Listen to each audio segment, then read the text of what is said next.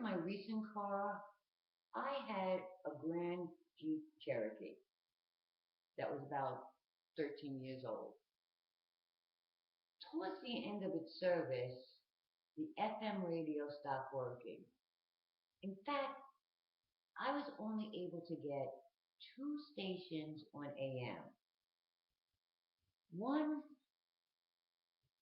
was some angry people on a news talk station, and the other was a sports station. Even though I'm not a big fan of any sport, I left that station on. Now, usually the radio was just background noise. I rarely paid any attention to it. But it just so happened one day they were discussing famous football quotes. Now, besides sci-fi, HGTV, I'm also a quote junkie. I love me some great quotes. So, I listen. Now, at first glance, there seems to be little or no connection between education, Reflexes leadership, and football quotes. And there would be very little to be learned by listening to the program. However, if I had not been right-minded and open to unexpected or serendipitous learning from non-traditional places, I would not have heard the perfect quote for Reflexes leadership made by Bear Bryant, which I'll share with you later on.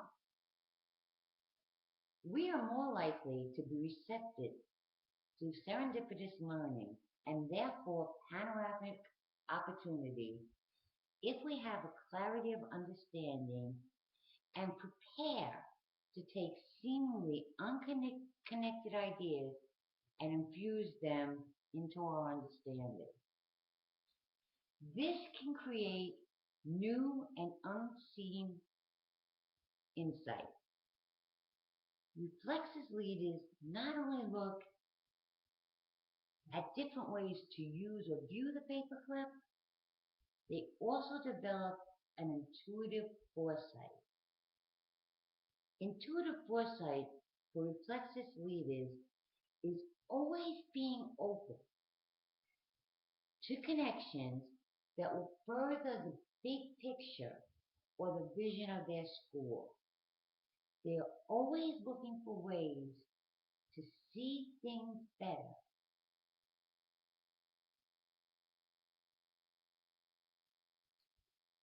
So ultimately, the vision becomes a reality for their school. They look outside the normal view or their conventional spheres of influence and are prepared and open to how they can adapt or connect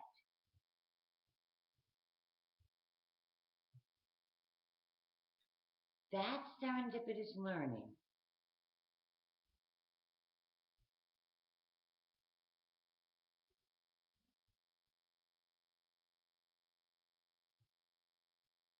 one last example. We are more likely to be receptive to serendipitous learning and therefore panoramic opportunities if we have a clarity of understanding and prepare to take seemingly unconnected ideas and infuse them into our understanding. This can create a new or unseen insight. Reflexes leaders not only look for a different way to use or view a paperclip, they also develop intuitive foresight. Intuitive foresight for Reflexes leaders is always being open to connections that will further the big idea or the vision of their school. They're always looking for ways to become better. So ultimately, their vision becomes a reality in their school. One last example. When I was a new principal, I sometimes was stymied about conflicts and how to resolve them. Although I had attended all the prerequisite courses on conflict resolution, I always felt that there was something missing.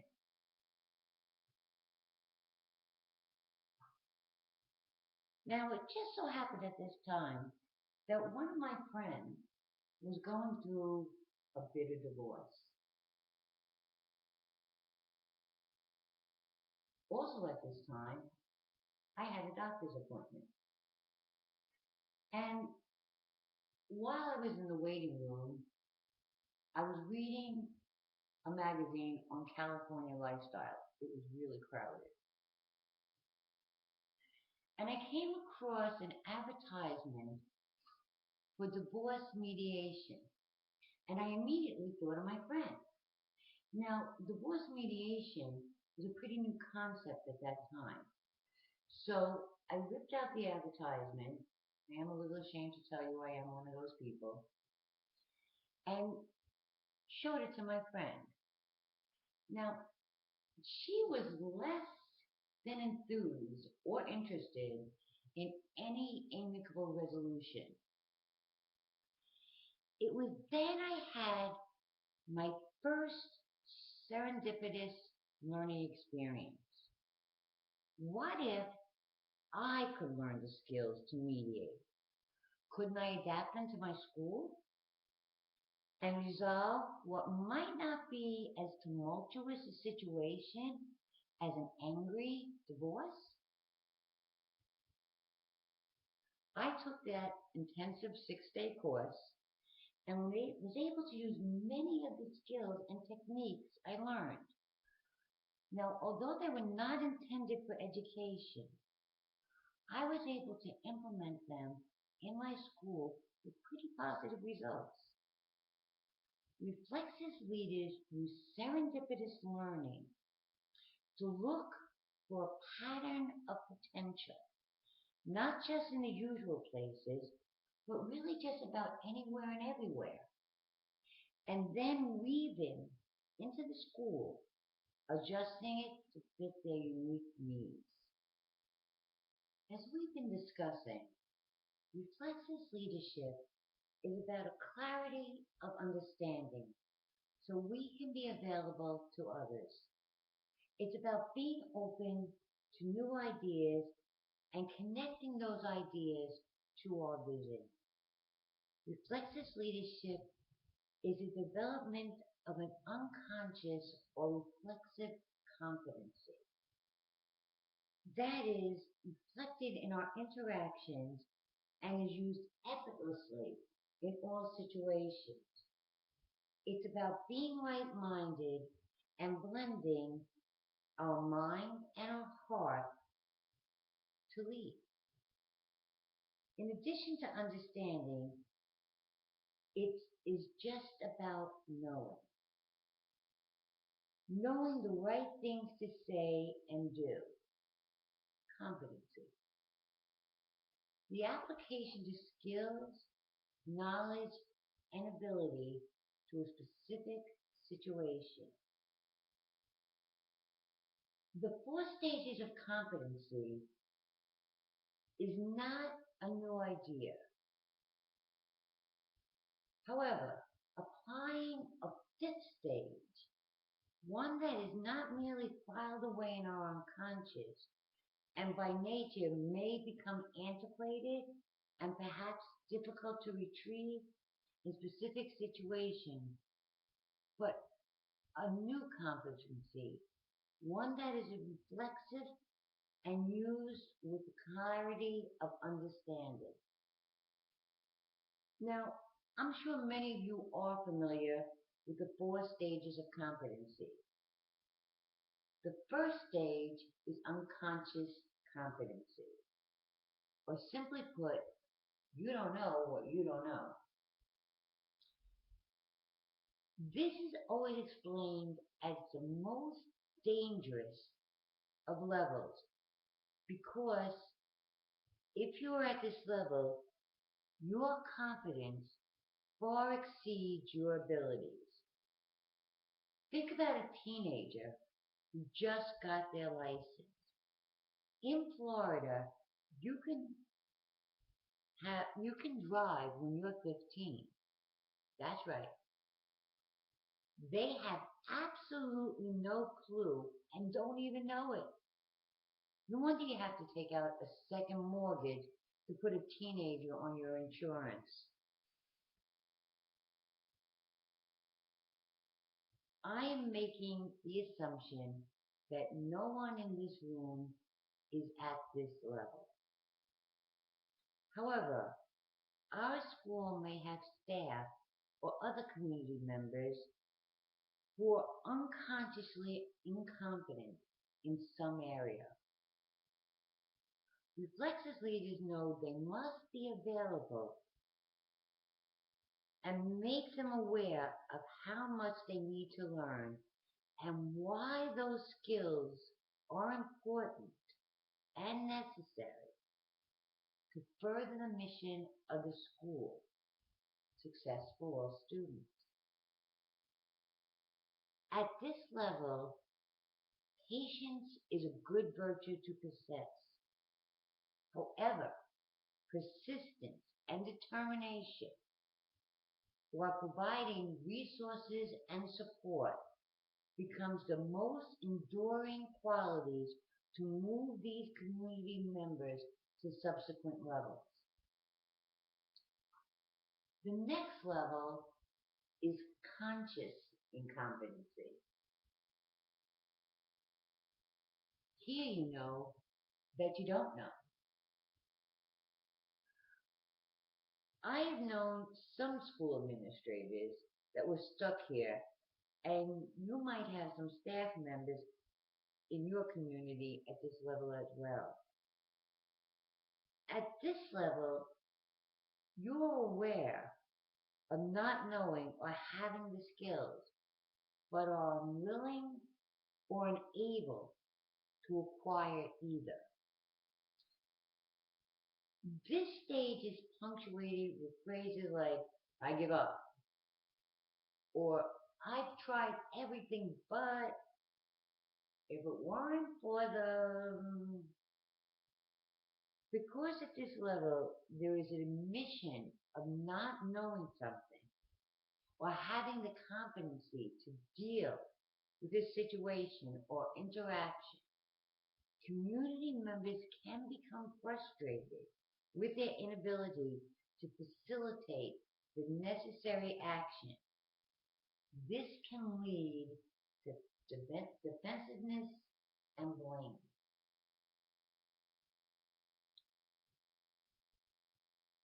Now, if at this level, you will see the blaming of others or circumstances for the lack of competency. However, at this level, reflexes leaders use a clarity of thinking and employ what I like to call legacy thinking. Legacy thinking is the blending of what we have to do with our vision or what we want to do. Remember we discussed not having enough time in the day to do everything we have to? It seems each day, just as we think we've finished everything we have to do, another wave of mandates, requirements, and procedures rain down upon us from somewhere up above.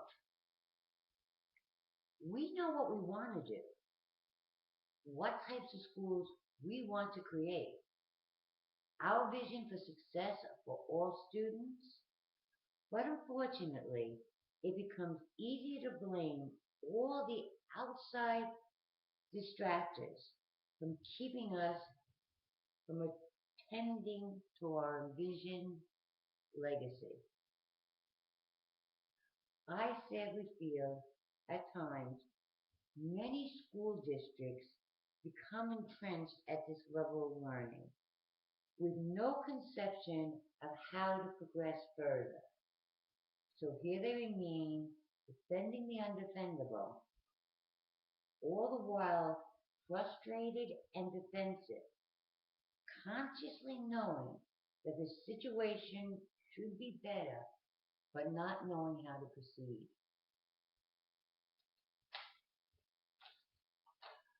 Just this past September, I had a very lengthy conversation with a head of a non-public school special education placement and services for the entire school district in Florida.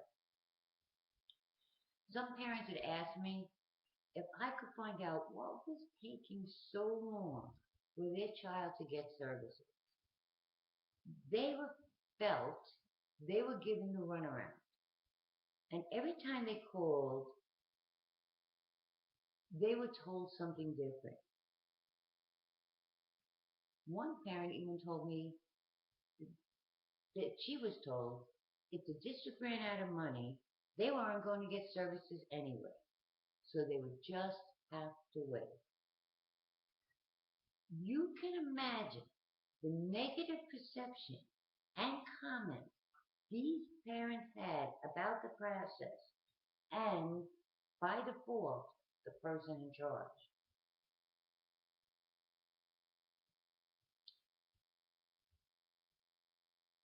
I sent an email to that person that was in charge who was who had become a professional acquaintance of mine over the past 3 years. I asked if it would be at all possible to give the parents a better understanding of the process and a realistic time frame for when they could expect services to begin. That way, everybody could have a win-win solution. To her credit, the head of that department called me personally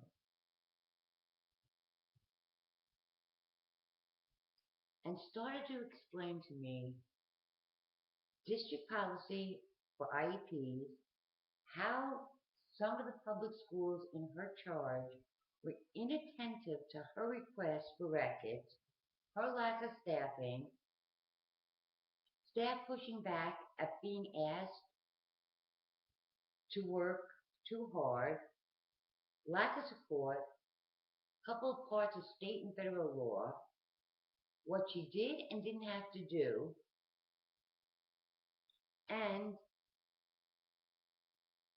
if they, meaning the parents, were that upset and wanted it, they should have stayed in public schools. With all honesty, the beginning of this conversation severely tested my reflexes leadership philosophy. I was able to validate what she was saying and ask the why questions. Each one met with another layer of blame. I then tried to reach her through legacy thinking. I asked her, with the perfect case scenario, what our conversation would look like.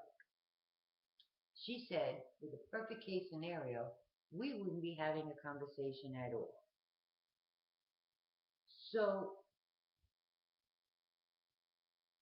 your legacy would be, I asked her, that every student would receive services. Of course, and more, she replied. So, what if you focused on your legacy and what you could do to make that happen, instead of just focusing on what's keeping you from letting it happen? Easier said than done, was her reply. I agreed, but with a little bit of creativity and open-mindedness to some new ideas, it might still be able to be done. I honestly don't think I changed her mind or her perceptions. Although for the students I called about were scheduled for ISPs the following week. But hopefully I gave her something that when she's ready, she will start to think about it. Legacy thinking keeps us connected to the big idea of vision, and in spite of outside distractors and demands on our attention, we actively look for opportunities to further our commitment to our students. Take a minute and ask yourself, when was the last time you thought about why you became an administrator? When was the last time you went into your office with the thoughts of creating a legacy for all students? An often quoted proverb shares, when you're up to your neck in alligators, it's easy to forget why you came to drain the swamp. Reflexive leadership starts with ourselves.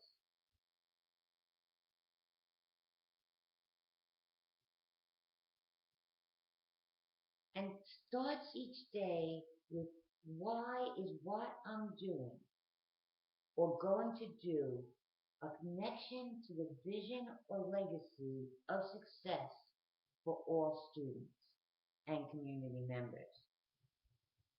Legacy thinking removes the blame and places responsibility on us. Remember, that is where the buck stops, and we're all members of the learning community look to for guidance and assurances. If we do not have a clarity of understanding, then we too become part of that problem. We are not the solution. Anyway, blame is just perceived by others as an excuse for not doing what you were supposed to do in the first place. It's the breeding ground for perceptions of dishonesty and uncaring, and a springboard for negativity and criticism. Legacy thinking, however, allows us to connect to our vision, first consciously and then reflexively, making it the forefront of all our interactions. It's what I call even though thinking.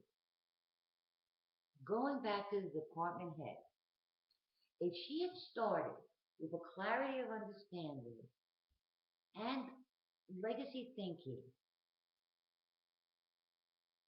even though I was short-staffed, getting all students the services they need is my vision. I would look for opportunities to create this, my legacy. Maybe I could hire part-time clerics to do the paperwork over the summer. That was a major complaint, that no one wanted to work over the summer to retrieve and do the necessary paperwork. I'll do this so my therapists and counselors are ready sooner to begin services during the school year. If that was the approach, how much different would have been the parents' perception and conversations with her? Reflexive leaders look at this as a learning opportunity, a way of using a clarity of understanding through this legacy thinking to motivate others who have difficulty moving to preceding levels of competency. They create that environment that allows for the what ifs we spoke earlier. What ifs are the springboard of legacy thinking.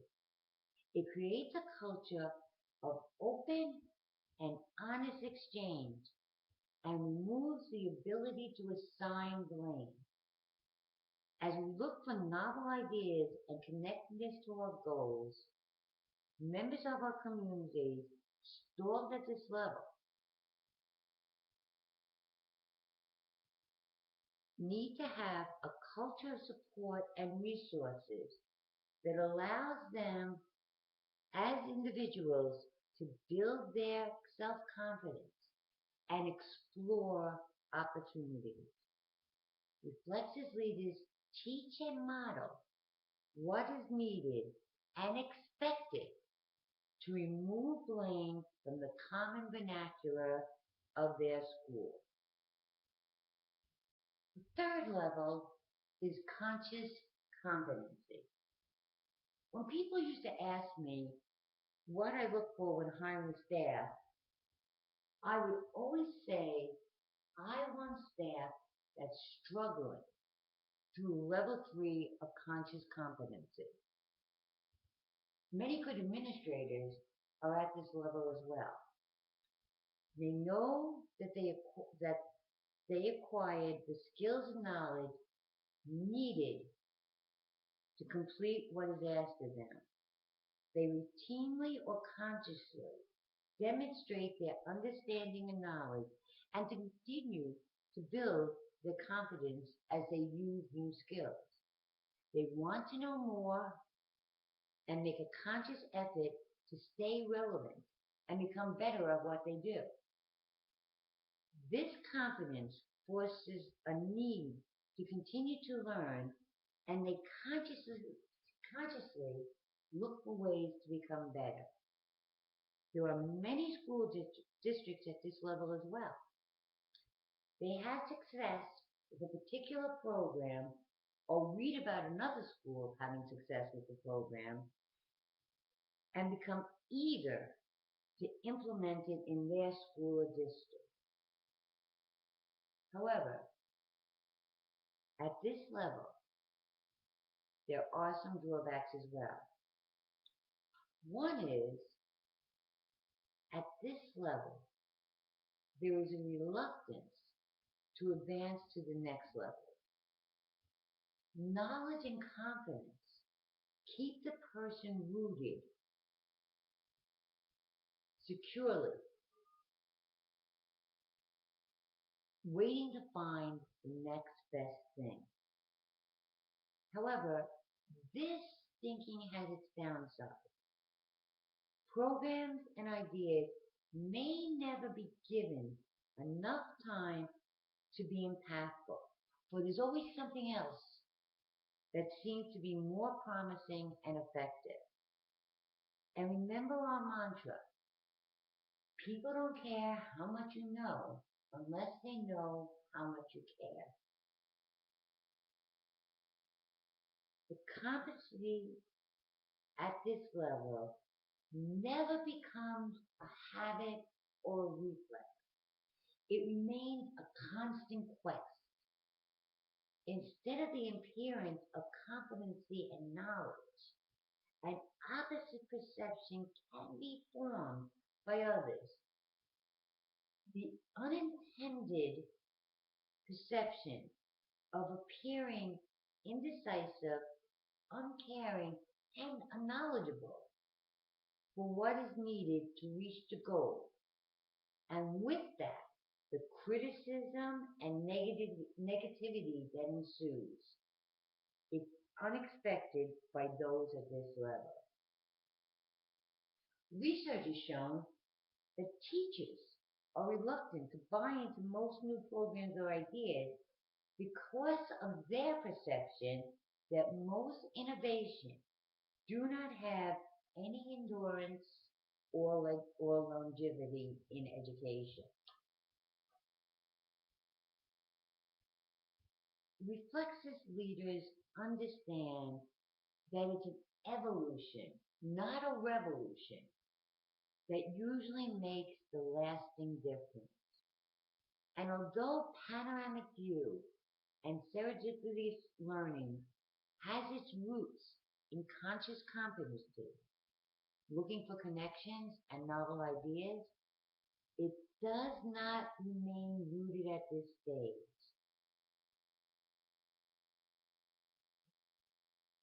They reflectively understand there is a learning curve and that all programs and ideas, even using a panoramic view or serendipity learning, is not one size fits most. These ideas must be analyzed and dissected until they best serve the vision of the school, and then they are frequently visited so they can evolve into that intended legacy. The fourth level is unconscious competency. At this level, you've mastered the skills and no longer have to think about it. When was the last time you actually thought about how to be an administrator? This skill is saved unconsciously and is used effortlessly. Most administrators and community members remain at this level for their entire career. Unconscious competency sounds like the place to be, the pinnacle of all competencies, right? Well, there's an old joke about a teacher who taught the same good lesson for 30 years. The lesson was good. The teacher was unconsciously competent in delivering the lesson, but it really wasn't what was needed 30 years later, or next year for that matter. Reflexes leaders know there's an inherent risk in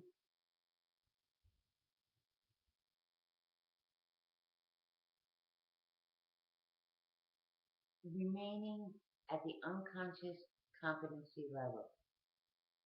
A dependency on good questions, not the right questions, competency that is not appropriate for the present situation, or an unclear understanding of the why of the situation or interaction, that how it's presenting itself in the present. That is why Reflexes leadership uses a fifth level reflexive competency. Reflexive competency removes the complacency that is inherent to unconscious competency.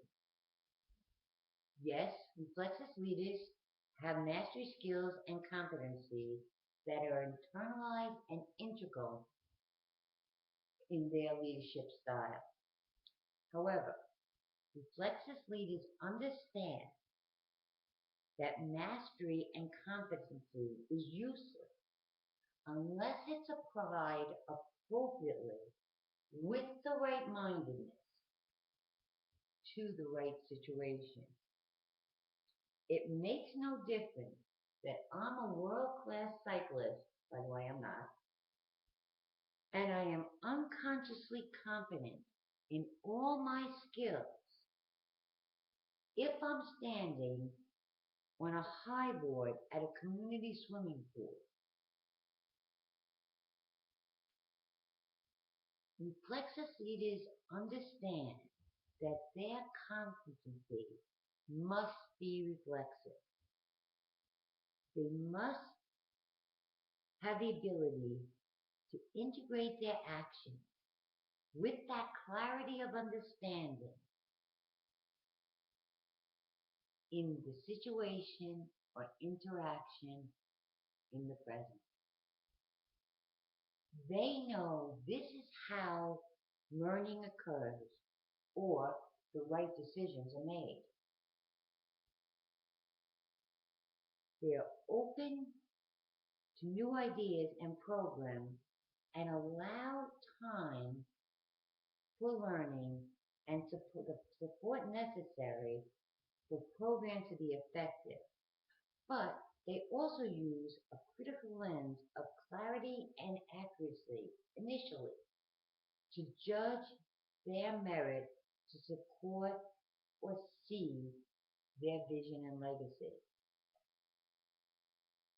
Reflexes leaders are not only habitual and instinctive when using reflective competencies, they also reflect that competency and they support and model it for others to teach them how to apply this reflexive competency in their situations or interactions.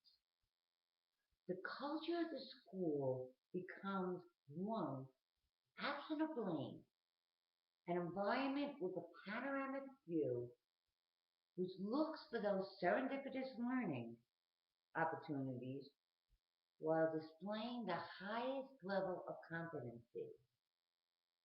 When blame is absent and reflexive competency is used and modeled by leadership, a new opportunity is presented, one that creates a culture of cooperation and collaboration.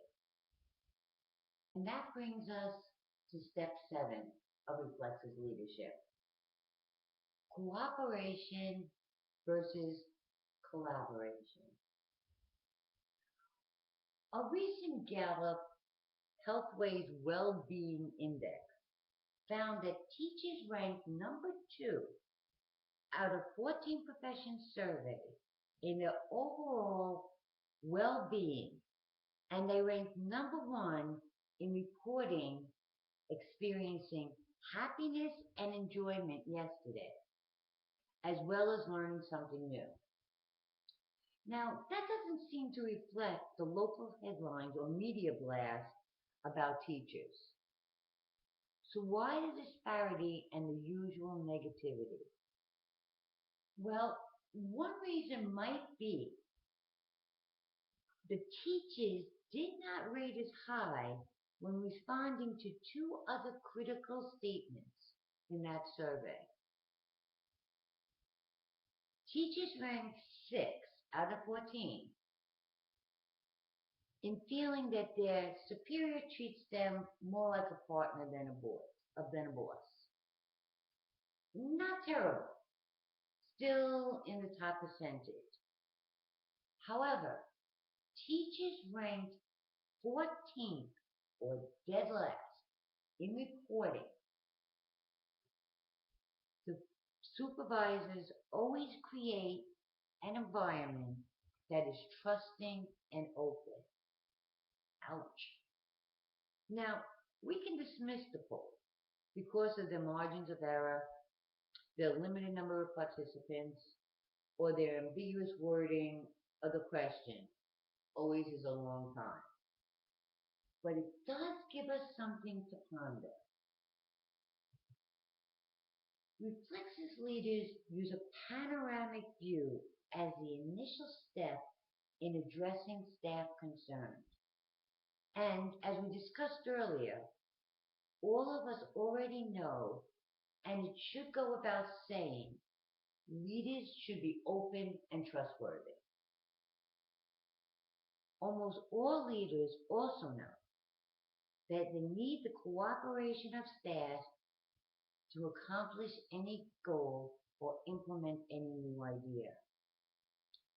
However, Reflexes leadership knows that cooperation is not enough.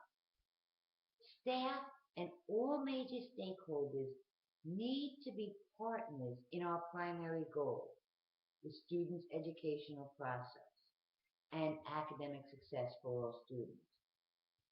Reflexes leaders create an environment that invites this partnership and builds trusting and open communication and relationship through collaboration. Teachers in the survey overwhelmingly perceive an absence of trust in their schools. So, what is trust? How do we get it, inspire it, or find it? Well, trust has been defined as that leap of faith or confidence we have that someone will act with integrity and honesty. As we mentioned before, reflexes leaders say what they mean and mean what they say. In common vernacular, reflexes leaders talk the talk and walk the walk. They validate their staff and acknowledge the difficult time they have. They also acknowledge the difficulty of their mission. But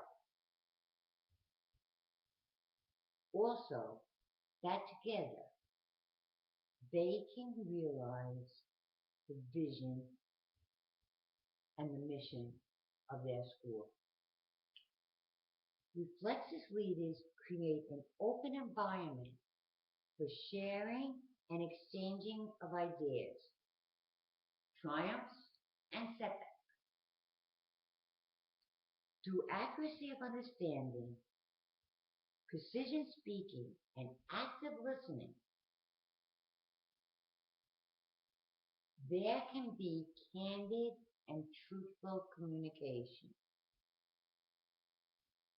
They hold high expectations for performance while offering the support and resources to meet those expectations. They use a clarity of understanding to judge performance, their own and others, but are not judgmental of any individual. Reflexes leaders create a culture of we. We are all in this for the common goal, and it's only by working together we can succeed. They reminded that other professions have a creed that they can do no harm. But in education, we're held to a higher belief. We must do good. All staff members must have an accuracy of understanding of what doing good looks like, a clarity of understanding of the vision and their contribution to that vision and their personal legacy. The reflexes leader creates that culture where there's an opportunity to discuss how working together and building positive support helps with the challenging decision making and problem solving that staff faces daily. However, now it's not in isolation of their classroom or offices, but it's a school-wide ethic of working together towards a common goal. Everyone would be taught how to look for opportunities and take that panoramic view. All constituents would not only be encouraged, but also offered real opportunities to be part of the process of realizing that vision. Once again, collaborative leadership is not a new idea to education. Tomes have been written, research has been conducted, and our collective knowledge of the psychological needs of people to be connected has been explored. However, Reflexive leadership knows that collaboration is a process which requires diligence and perseverance. It takes time for it to become a reflexive part of the culture. They know that it is the culture that they create, support, and nurture that will be present in the school building. Reflexive leaders understand that building those open and trusting relationships with all staff members and allowing all staff members to build those relationships with each other is a major factor in creating a dynamic and creative school environment where everyone is vested, valued, and committed.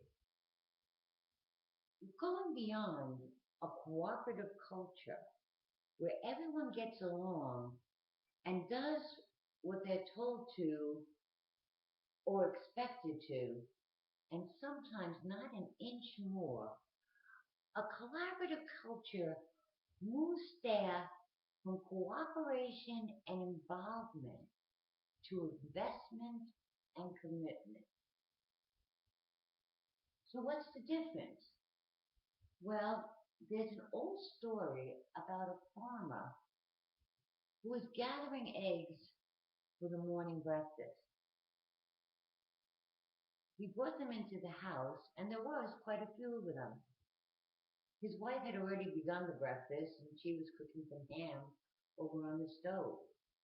When the wife turned around and saw how many eggs there were, she said, "Wow, our chickens are really committed to us having a great breakfast this morning." To this, the farmer replied, "Well, dear, I think that the chickens were involved in our breakfast. But that ham over there in the pan shows how committed our pigs really were to us today."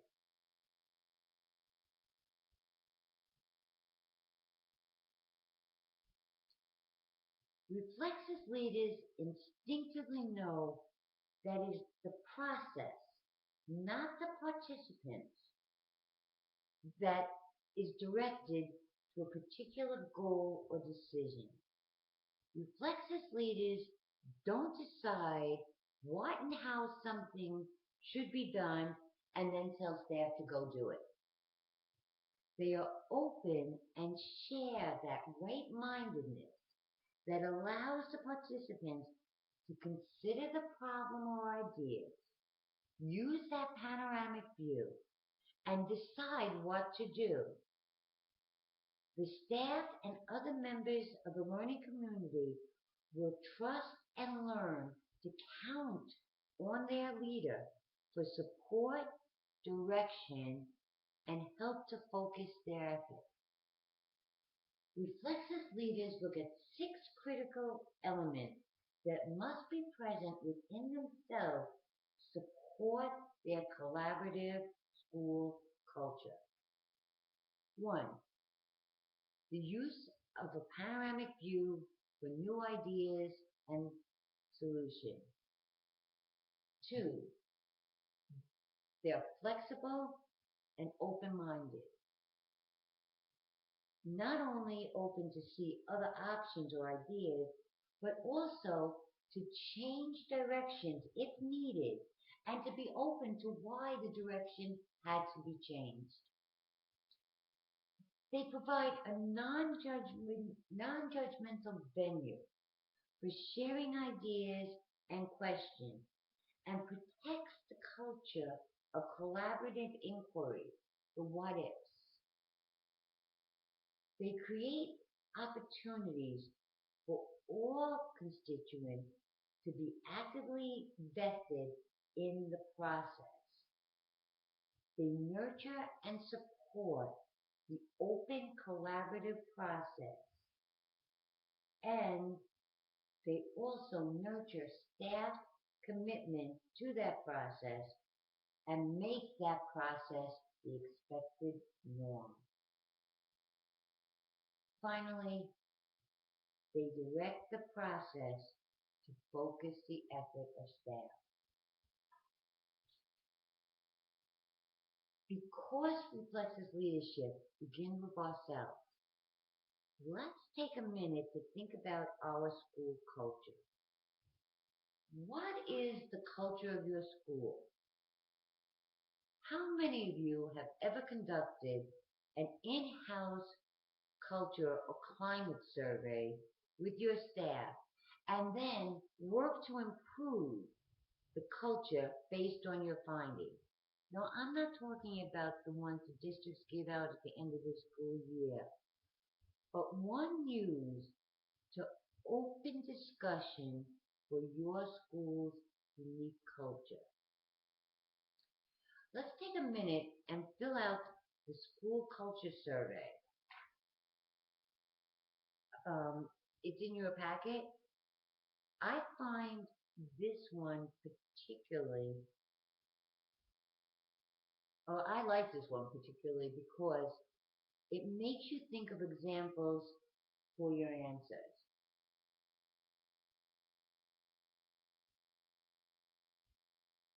Did you find any area particularly challenging or difficult to find examples for? How many think their staff's answers will be the same as theirs? And finally, can you think of one new understanding that could be applied to your school's culture to foster collaboration? Reflexes leadership is about asking these right questions, so a clarity of understanding can frame a collaborative culture where everyone has the opportunity to be vested in commitment to the common goal of academic success. As we model, reflect, and expect